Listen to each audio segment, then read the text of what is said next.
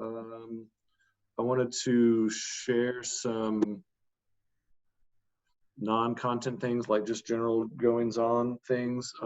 Here is my web browser, and here is the StatsMedic review. So I realized that I can do some things on here. I can post discussion questions and notes, but if you watch a video or you do a problem and you're like, hey, I don't know what's going on this problem, or I noticed something, or this made me think about something, you can post a discussion question and you can answer that question on here. So see, I can answer my own question. We all hate coronavirus. So hopefully those will be tools that we can use to engage with each other before I figure out how to get us into separate sessions on here on Zoom. I can see where everybody is. Like the majority of you have started through this online review. If that's you, that's great. I appreciate it. If that's not you, I'm gonna reach out to you and kind of pick your brain a little bit about what your personalized study plan is. My hands are tied as far as like what I can grade. And if you're using outside resources to prepare for the weekly assignments, like I've heard Khan Academy, and then there's the weekly reviews that they're doing on YouTube that the College Board is producing, that's great. But just like only going back over the content that's on the weekly assignments isn't going to be enough to get you ready for the AP exam. So use this resource. There's like students in AP statistics classes without computers that are starving all over the world that just say, please, if only I had some kind of free comprehensive review course to go through, my life would be so much better. Because normally they make you pay like $30 for this, but since coronavirus, it's free right now. So there you go. Okay, so also on Google Classroom, stuff on Google Classroom. And I pulled up the review calendar here because I made this calendar to guide you through the StatsMedic review class whenever we thought that the AP exam was happening on May 15th. It got pushed back a week, so you've got like an extra week of wiggle room in there to help you out, right? So I posted the graded assignment for next week. And I wanted to show you a little something in here. Just like all the other ones, it's 2 problems. The next unit is over probability. And so number 1 is kind of a probability with some cuss and BS review. Number 2 is a more straightforward probability problem, but there is a graphical display question in there. There's a really great review of how to do part D, which is converting a segmented bar graph into a mosaic plot in the AP Online Cuss and BS review video in the Unit 1 review folder. So over here, thank you. Over here are a bunch of review folders, AP Review Unit 1. So I posted, if you're watching the YouTube videos every day at 1 p.m., that's great. I'm trimming those videos down because every day they come on and they're like, hey, look at me, I'm the person that's teaching you. And one of them talked about his playoff beard, which I'm also growing. So if you don't want to listen to that, this is like only the content. So here's the video, here's the PDFs to go along with that. And then for what we reviewed last week, I put a Word document. This is every free response question I could find with solutions, and another trimmed up YouTube lesson, and then there's the YouTube lesson for what we're going to go over today, and also all the free response questions that I could find. I put some other stuff in the class, like at the very, very top. if you need a graphing calculator, some of you have said, I don't have a calculator for the exam and I need one. You can follow this link and it will give you a download of the TI-84 for your Chromebook.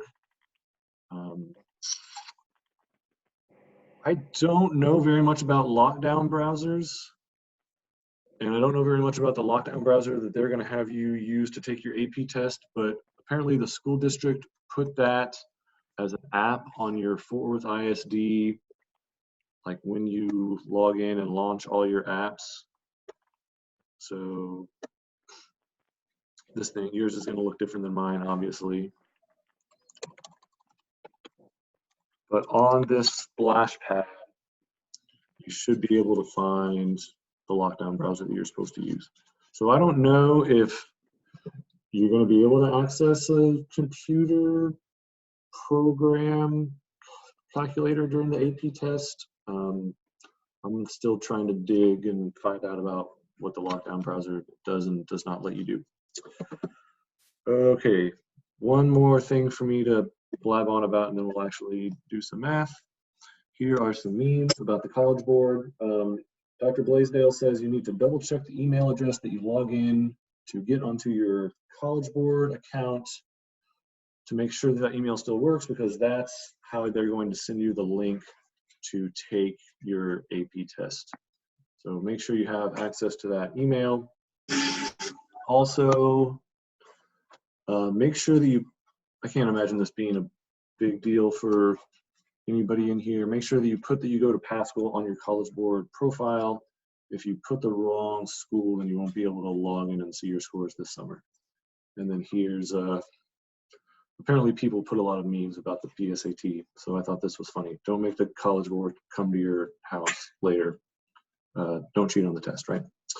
Okay, so we're gonna look at the graded assignment that you turned in and then look at a couple extension problems. So if you wanted to get out a separate colored pen to mark up your work that you should still have there since you uploaded it onto Google Classroom, that would be great. So the first question was about people who exercise with a training partner and people who exercise alone.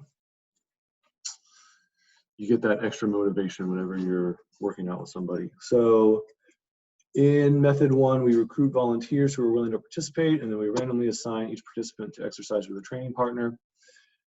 In method two, we get a random sample of people from all the people who exercise, and then we ask each person in the sample whether they use a training partner and use the response to create two groups. So there's problems with both of these, and there's good things about both of these. Method one is good because we're doing random assignment to treatments, but it's bad because the people that we're using in method one are volunteers, right? So we can get more useful information from that, but we can't generalize it to the entire group. If we have volunteers, then we can only make a generalization to the population of all people who would volunteer to participate in an exercise intensity study. Method two, the generalization is more broad. So if this is the population of all people who exercise in the community fitness center, since we have a random sample, we can generalize those results to everybody in the population. Here's the generalization errors. All right, so you need 4 components to get full credit on this. You need the correct population for methods 1 and 2, and you need justification. They say this over and over again in the daily videos. Your response needs to be in context. Your response needs to be clear and concise. So don't just say who the population is that you can generalize to. You need to say why. That's why we have that because and because highlighted there. Alrighty. So this made me think of a really great kind of general stats article that I found about coronavirus. I linked it here because I know that Some of you are wanting to study actuarial stuff in college, and a big part of that is modeling. So this article was about how basically impossible it is to get a good coronavirus model, because you've got all this data that's like pouring in, and you don't know if the data is accurate. You don't know if it can generalize to which population. And one of the parameters that you need is the infection rate for coronavirus. And so you think, okay, early on, where do we have a lot of information about how many people get infected with coronavirus? Well, we had that Diamond Princess cruiser, right? So we tested a whole lot of people. Hey, that's great. That's almost a census of the whole ship. So they got some good information about how many people were asymptomatic out of the people that tested positive. But we can't generalize that to the population of all humans, right? These 3,711 people, that's a sample of humans. Why is this not great information? Well, those are all volunteers, right? It wouldn't go over real well if the government passed a law saying we all had to live on a cruise ship now so that we could use our coronavirus data from these people, right? Plus, there's not enough cruise ships to fit all the humans on. That wouldn't work, okay?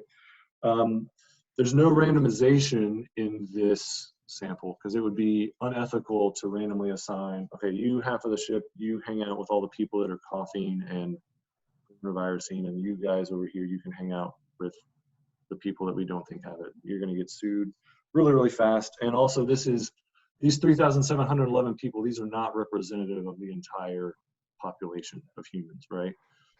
People that go on cruise ships are more likely to be older, like retired people go on cruises more than non-retired people probably, people that have disposable income. So that's biased towards those people. That's why your sample has to be random for you to make a generalization of the entire population. All right, so part B says, suppose the investigation produces a result that is statistically significant using both methods. What can be concluded if method 1 is used? It cannot be concluded if method 2 is used. What do we call, I'm looking at the wording of the problem. What do we call giving each person a training partner or telling them to exercise alone? Exercise alone or training partner, those are called the whats in this problem.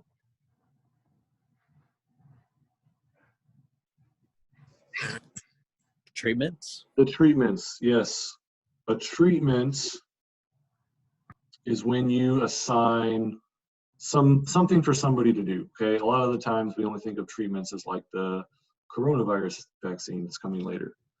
It doesn't have to be medicine though, right? So if you have a treatment, then you have an experiment. And so since you have an experiment in method 1, that allows you to say you have statistical evidence of a cause and effect relationship.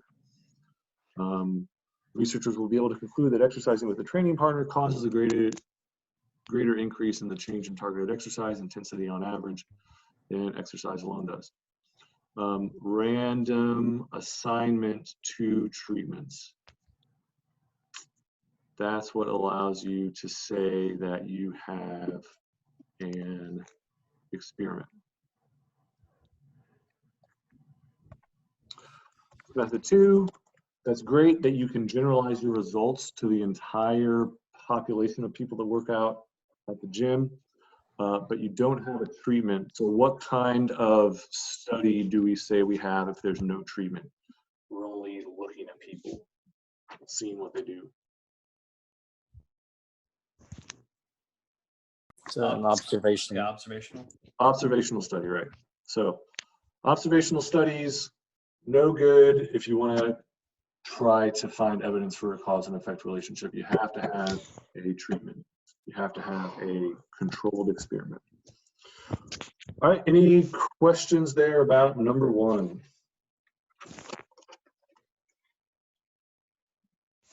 Questions? I'm looking in the chat. Hi, everybody. Making sure that I get the chat messages and you get my chat messages. Okay, so let's look at number 2. Number 2, there's kind of a probability preview going on there a little bit. So we got a survey given to a random sample of 400 people in a certain community. The first thing you're asked to do is make a segmented bar chart. They give you the blank segmented bar chart. You just have to fill it in. Not very difficult. Be sure you use different colors or shading or something. So you need to have a key. That's hard to mess that one up, right? I'm trying to get into the brain of the test writers a little bit, because the party line is that you're not supposed to have a calculator. So would they ask you to do this if you have to be able to do what 90 over 400 is, or 210 over 400, or 100 over 400? I don't know. Try to get your hands on a calculator if you can, and I'll look more into what the lockdown browser will be able to let you do if you don't have one at the house. Okay, so that one's easy. Label everything like we've been talking about. So we've got a follow-up study, and this time we're going to use either a simple random sample or a stratified random sample.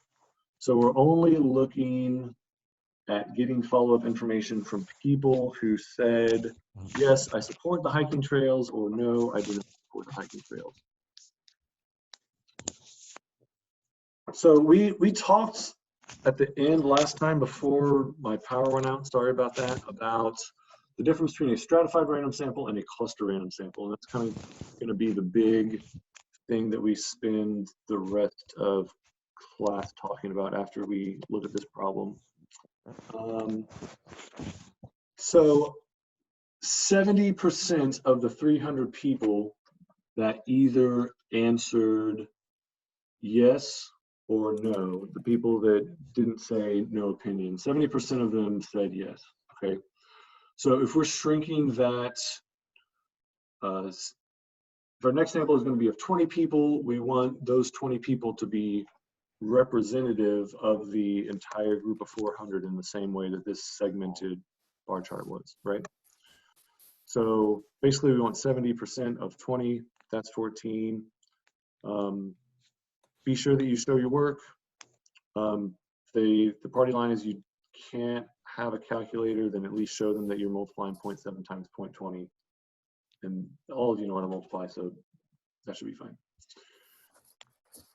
Okay, now on part C, they want us to say a statistical advantage of using the stratified random sample instead of the simple random sample for the follow-up study. So before we look at their answer, I want to look at what could happen in a simple random sample if you just take a random sample of 20 people from the 300 people that said either yes or no, okay? So you would expect, if P hat is the sample proportion of your 20 people in your simple random sample who support hiking trails, you would expect most of the time you would get a sample of 20 and 70% of those people would have said yes. So mostly you would expect your sample proportions to hover around 0.7, but it's technically possible that you could get unlucky and you could get all 20 people that said, yes, I want the hiking trails. Or you could get really, really unlucky and get nobody that said yes to, I want to support the hiking trails. So this is a sampling distribution. This is, if you're following along with the StatsMedic review calendar, you're going back over sampling distributions right now. This is a sampling distribution because it's saying if I do lots and lots and lots and lots and lots of samples, most of the samples will probably be close to 0.7, but every now and then I might get a janky sample that gives me a value that's far away from 0.7 and also a blurry document.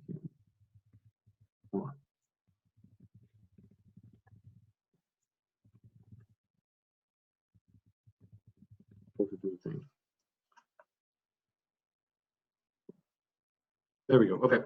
So the way we would describe this sampling distribution has low bias because the center of the sampling distribution is close to the true proportion of people who support the hiking trail. But since we have all these other sample proportion values scattered everywhere, we have high variability. Not something that we want in a sampling distribution. If you do the stratified random sample, you say, okay, I'm going to make up my my sample of 20 people out of 14 people. I'm going to choose that said yes, and 6 of the people I'm going to choose out of the ones that said no. Well, every single time I take a sample of 20, I might get 14 different people that said yes, but every time 14 out of 20 is going to be the proportion of people who support the hiking trails. So this way, every single time I'm guaranteed to get accurate representation from these two groups. So this is better because it's definitely low biased, right? Like this distribution of p hat values is centered over the true parameter, but it's even better because we also have low variability. So let's see what they want us to say in the answer.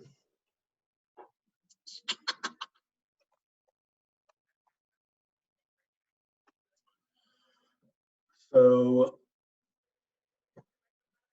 it allows for representation of the 2 survey responses to be in identical proportion to the responses of the 300 people who responded yes and no.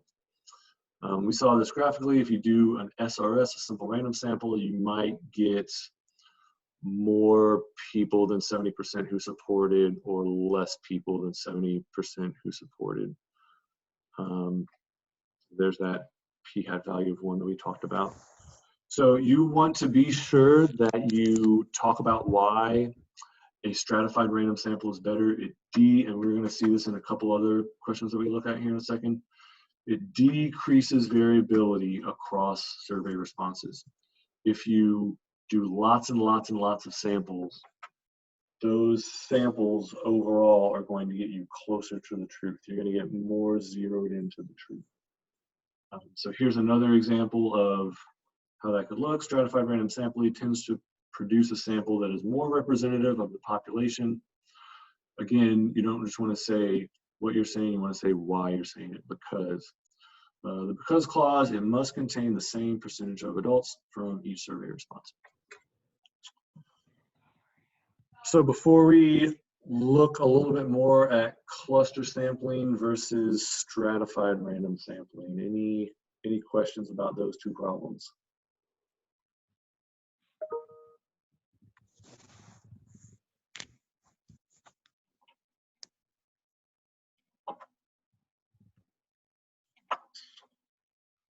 All right, so we're gonna look for a little bit at 2 free response questions that are in the Word document that's on the AP Unit 3 folder, something in the chat.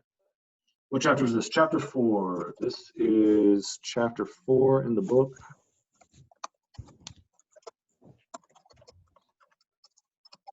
Unit 3. College Board. So it's probably more meaningful.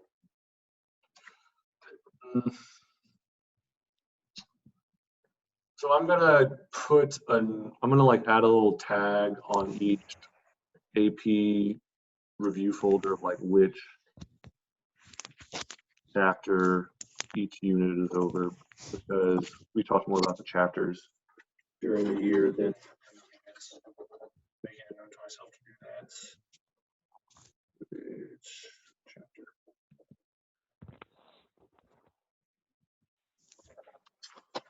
Thank you for bringing that up, Raquela. What?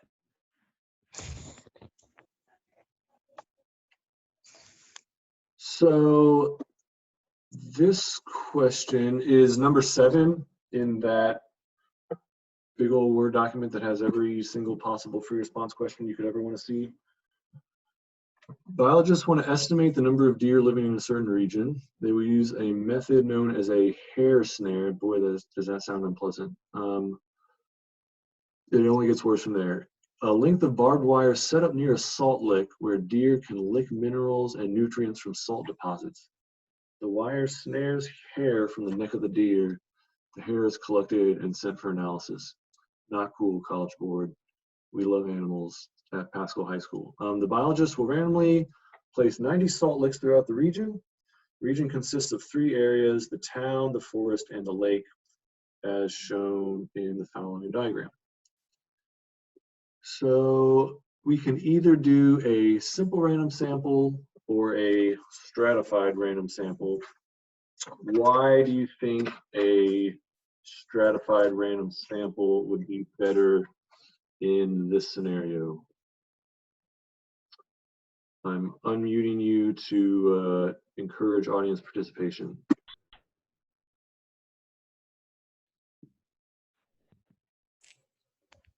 Because there's like, you can make stratums like from the different regions and then take like a simple random sample from each one of those regions. Right, that's what they want you to go for, but like, why would that be better than just doing a simple random sample? Because you're guaranteed to get like, I guess, subjects or experimental units from each region. And why is that? Yeah, why is that important? It will like, it's better data for to make like a general assumption. Yeah, because your goal is to get equal representation across every type of deer, right? Yeah. Deer that hang out near the lake could have something that's unique to them versus deer that hang out in the town, right? These deer are shy. These deer are not shy. They go around the people. So if we do a simple random sample and we end up with only deer from the lake, we're not going to know anything about the deer from the town, right? So if they prefer forested areas, or if they prefer being near the water, or if they want to avoid the town, we could have a lot of variation. That's like the basic theme in this statement right here. The deer population can be very different in the 3 areas of the region.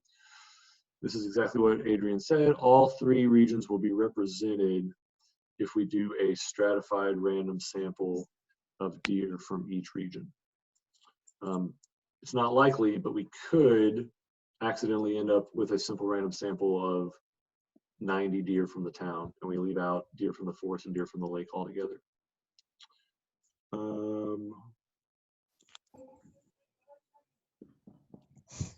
I don't know what his and T means, sorry.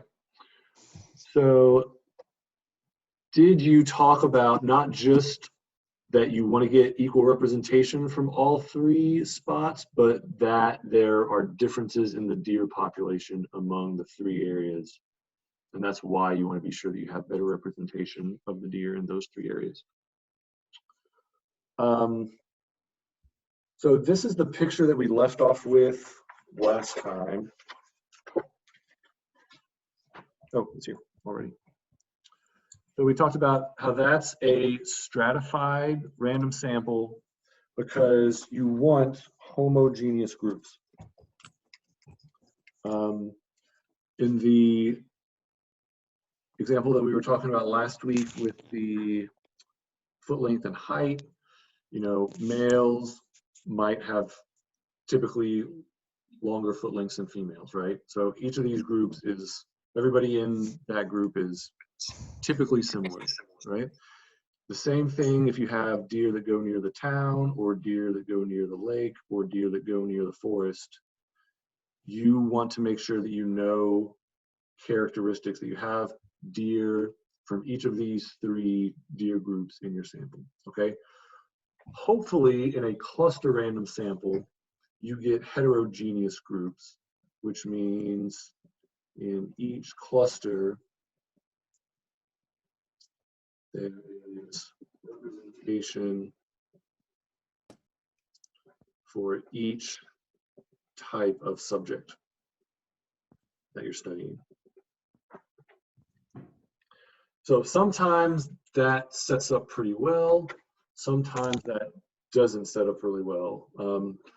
If you were measuring foot lengths of everybody at Pascal, good clusters to use might be like extracurricular activities like band, because you're going to have some tall people in band and also some short people in band, or student council, or JSA, or like any group where you've got like kind of a mishmash of people inside that group. So that's why a cluster random sample would not be a great choice for this problem, because these groups are not heterogeneous. Go back. So let's look at a question where they specifically talk about cluster samples. In the big ol' every free response question over experimental design that I could get my hands on Word document, this is number 10. This is also number 3 on the 2011 exam.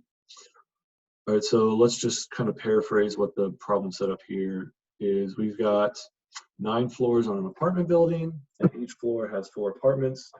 They're going to put new carpet in, and they want to see how well it wears before she puts it in the whole building.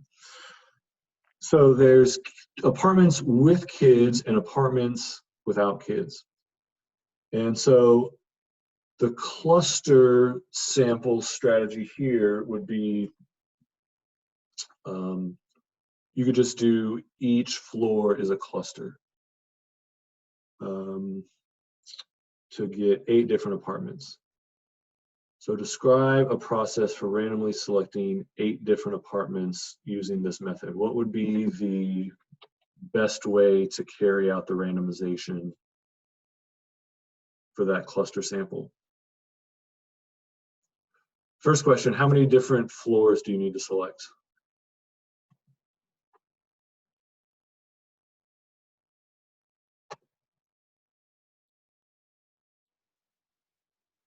Oh yes, I'm unmuting you to encourage audience participation. There we go, you're unmuted now.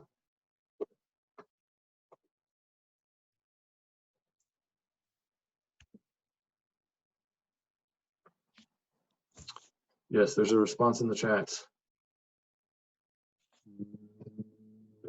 So there's, if you wanted to do a census, you would need to select all 9 floors, right? The owner's goal is to get 8 apartments to install the carpet in first. It'll be 2 floors. 2 floors, right, yeah, 2 floors. Okay, so then the next question is, what's the best way to randomly select 2 floors to put the carpet in?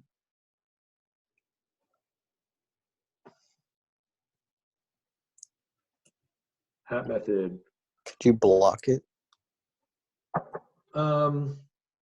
So we'll think about blocking in a second.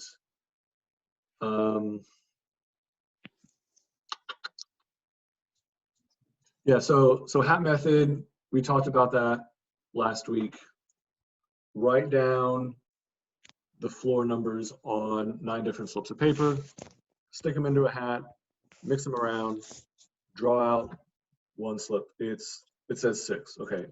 Apartments 61, 62, 63, and 64 get the new carpet. Throw that one out. Mix it around again, pull out another one, floor 3. Apartments 31, 32, 33, and 34 get the new carpet. So you have to do 2 things to get full credit on this part. Say, hey, I'm randomly selecting 2 floors. Context, don't just say you're randomly selecting 2 floors, because then it could be you're randomly selecting 2 floors to get asbestos sprayed in the ceiling. So the reason it's 2 floors is because there's 4 apartments on each floor, right? And what the owner's trying to do is beta test 8 apartments first, right? So if I randomly select the 6th floor and the 3rd floor, then I've got my 8 randomly selected apartments. So you need to say why are you randomly selecting, and you also need to say how you're randomly selecting. After reading the response, 2 different people that understand how statistics works would be able to put it into practice the same way. In other words, if you say randomly select 8 apartments that will get, randomly select 8 apartments from 2 different floors that will get the new carpet.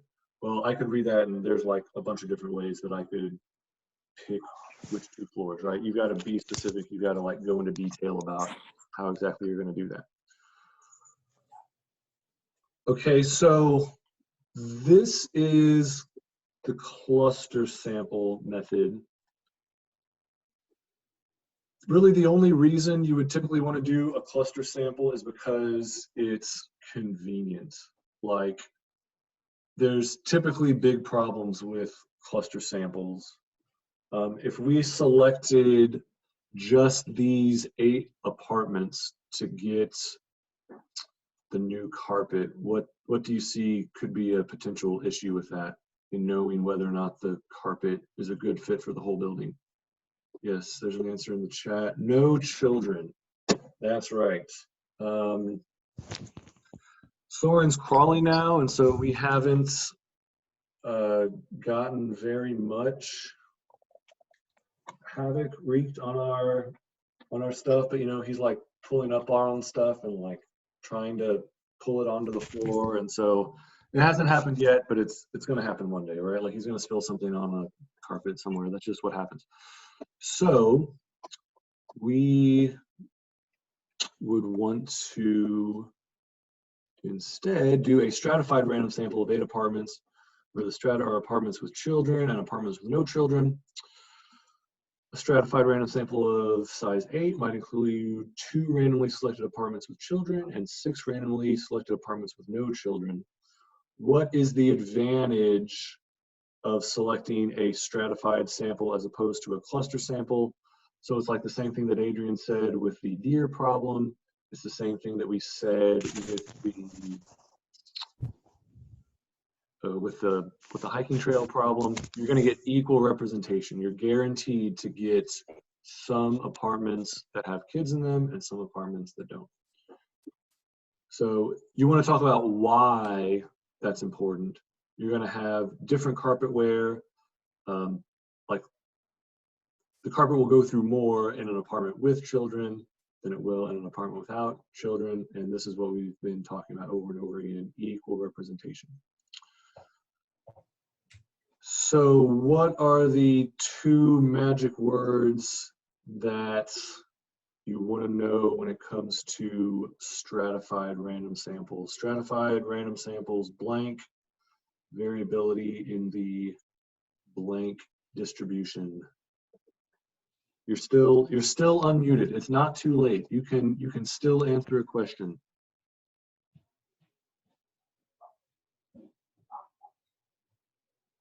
Or you can answer in the chat.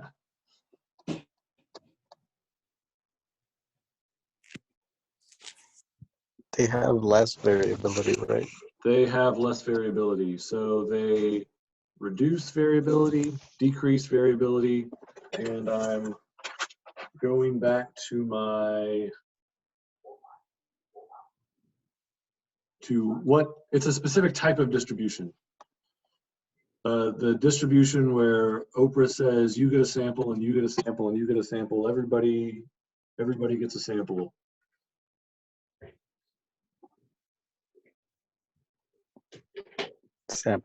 Sampling distribution. Yep, that's right.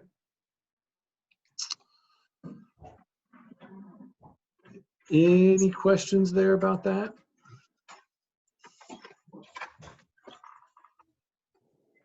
Since there was a word that was thrown out that's helpful to think about, it's kind of like the stratified sample version, but when you're doing an experiment. if you have a randomized block design, stratified is to sampling as blocking is to experiments. So you get your document camera unblurry first. Come on. So let's say in the gym problem, a completely randomized design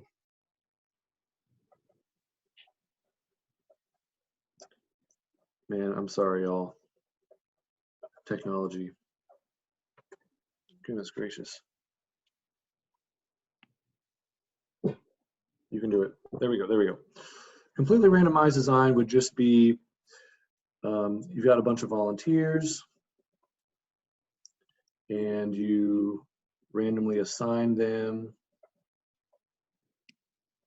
to work out alone or work out with the partner.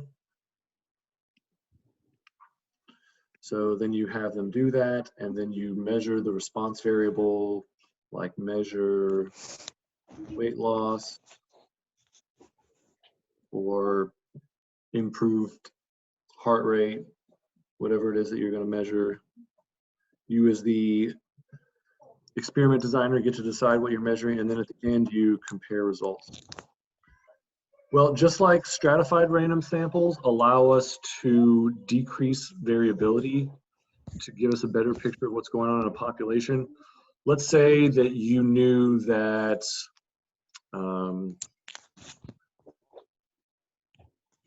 so this is, well, let's say that you just knew that there were gender differences in how people lose weight, okay?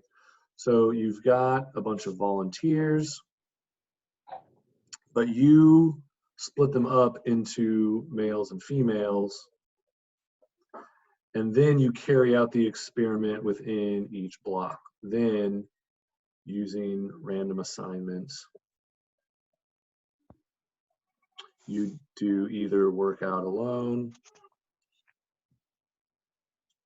or work out with a partner, work out alone or work out with a partner. And then you measure their weight loss. You're getting the same benefits that you do from a stratified random sample. You're decreasing the variability overall because you're separating out each of these groups. And then you compare the results between the two groups. So what a block does for an experiment, that's the same thing that a stratified sample does for sampling. All right, any questions before we sign off here?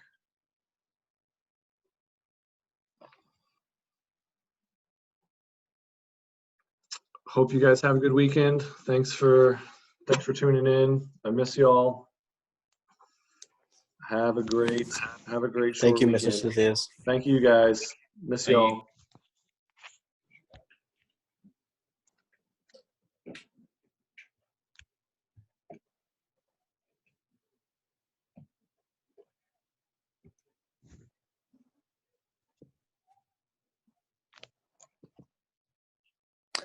Oh wait, Mr. Stathias. Yes, Adrian.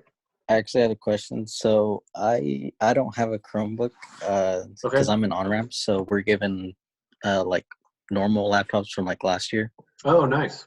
Well, is that good or bad? So that doesn't. Whenever I went to the link you sent me to download the calculator, it didn't let me. It said it wasn't compatible for my. Yeah. So let me.